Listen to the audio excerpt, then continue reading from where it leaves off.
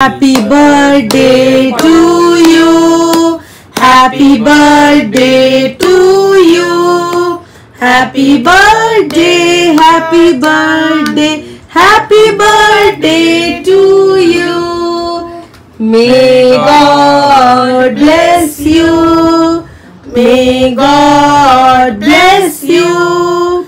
May God bless you, Baba. Happy birthday to you. Hello বন্ধুরা, welcome back to my channel Rumela and you. চলে গেছিলাম কিন্তু আমরা do as you like, সেখানে গিয়ে কিনে নিয়েছিলাম এই ব্ল্যাক ফরেস্ট কেকটা। তোমরা যদি ডো অ্যাজ ইউ লাইকের কেউ ট্রাই না করে থেকে থাকো এখনো পর্যন্ত, অবশ্যই গিয়ে একবার ট্রাই করো। আমার কিন্তু ওখানের পেস্ট্রি বা যেই সেলিব্রেশন কেকগুলো সেগুলো কিন্তু আমার মিয়মরের থেকে অনেক বেশি বেটার, অনেক বেশি ফ্রেশ লেগেছে অ্যাকচুয়ালি। বাবার বার্থডে ছিল 1 অক্টোবর।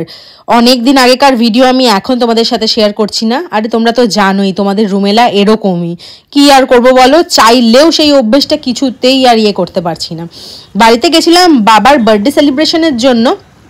সেখানে গিয়ে কিন্তু মা আমাদের জন্য অনেকগুলো পকোড়া বানিয়েছিল, চিকেন পকোড়া। মার হাতে চিকেন পকোড়া জাস্ট ইয়াম।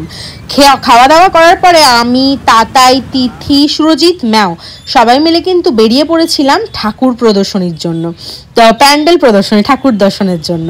কোথায় যাচ্ছিলাম বলে তো? দুবাই।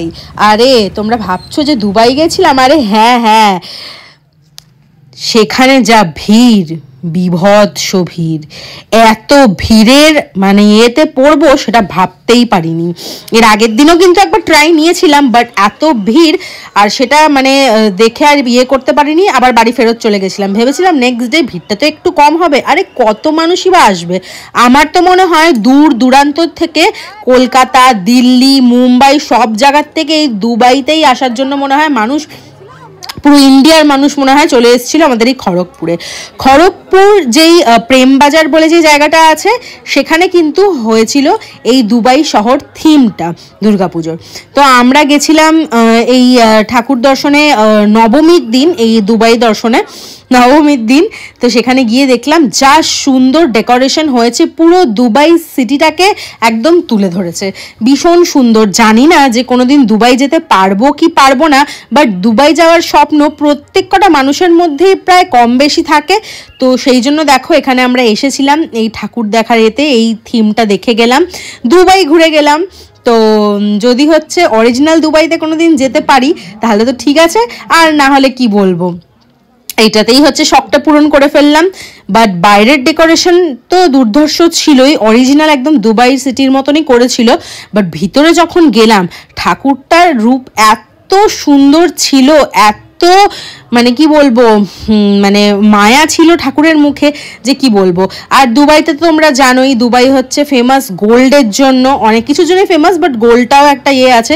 তো ভিতরটা না পুরো মানে সোনার গয়না ঠয়না এইসব দিয়ে করে রেখেছিল, ডেকোরেট করেছিল। তোমাদেরকে দেখাবো এক ঝলক। আর ঠাকুরের গায়ে কিন্তু অনেক রকমের গয়না ছিল, ভীষণ সুন্দর লাগছিল, স্বর্ণরূপী ঠাকুর। তো দেখো তোমরা দেখে বুঝতে পারছো যে কি সুন্দর লাগছে ঠাকুরটা দেখতে। তো ঠাকুর দেখেছিলাম, ভিতরের ডেকোরেশনগুলোও দেখছিলাম। আর সত্যি এতটা ভিড় পেরিয়ে ভিতরে আসার পর মনে হলো যে হ্যাঁ মানে ভিতরে ঢোকাটা মানে ঢোকার পরে মনে হলো যে ওয়ার্থ ইট। তারপরে কিন্তু চলে গেছিলাম একটু গলা ভেজাতে আর টুকটাক পেট ভরতে। পাশেই একটা ক্যাফে ছিল, সেখানে গিয়ে অর্ডার করলাম আমরা মকটেল ভার্জিন মজিতো।